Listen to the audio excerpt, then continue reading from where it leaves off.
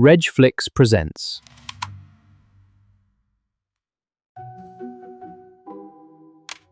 How do investors buy and sell an existing private fund interest, and where does the risk go?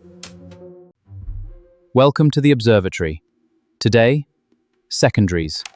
Private equity is designed for long-term ownership. An investor's capital may remain committed for 10 years or more, but its need for liquidity can arrive much sooner. Cash normally returns as portfolio companies are sold. But at year 6, an investor may need liquidity to meet obligations, rebalance, or change strategy. A closed-end fund interest cannot simply be returned on demand. When redemption is unavailable, another route may exist. The investor can sell its fund interest to a secondary buyer. The fund and its portfolio continue unchanged, but ownership of the interest passes to a new LP. The buyer acquires the existing fund interest, exposure to its portfolio, the right to future distributions, and responsibility for any remaining capital calls. The opportunity and the obligation transfer together. Future. Pricing usually begins with the fund's reported net asset value. The buyer then assesses asset quality, expected exits, risk, and unfunded commitments.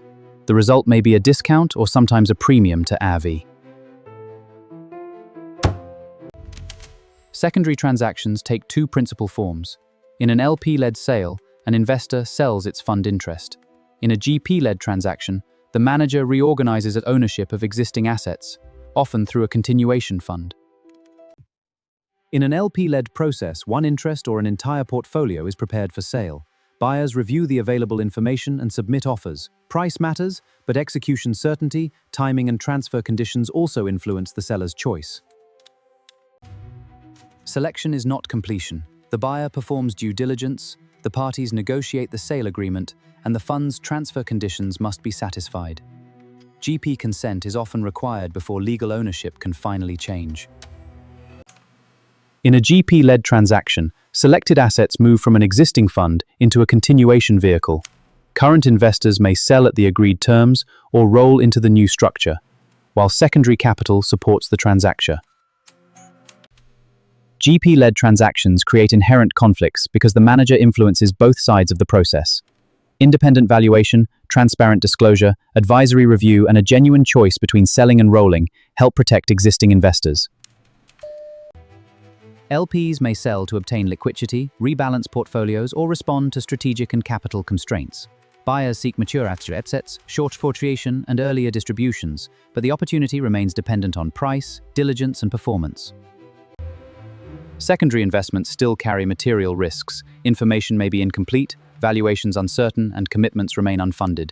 Mature assets can underperform, portfolios may be concentrated, and the acquired interest may remain difficult to sell.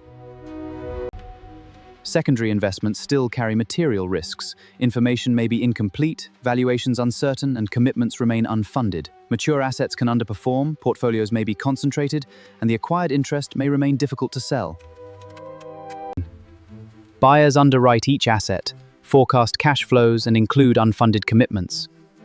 They test base, downside, and upside scenarios, then determine the maximum price that compensates for risk and meets their required return. When price expectations differ, buyer and seller test their assumptions and negotiate both price and terms. Additional information or revised risk allocation may bridge the gap, but a disciplined buyer must remain prepared to walk away. Once all conditions are verified, the parties execute the documents and coordinate payment with the legal transfer.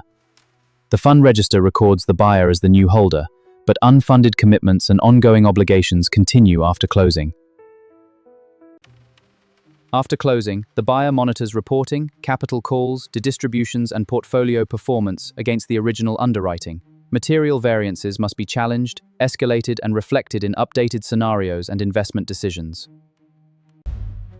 A secondary transaction gives one investor liquidity by transferring an existing fund interest to another, but value depends upon disciplined diligence, independent underwriting, negotiated terms, and continuing oversight. Liquidity changes hands, investment risk does not disappear.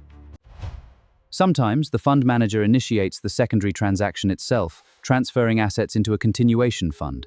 Existing investors may sell or roll their exposure, but valuation and conflicts become central. That is our next case file. REG FLIX presents.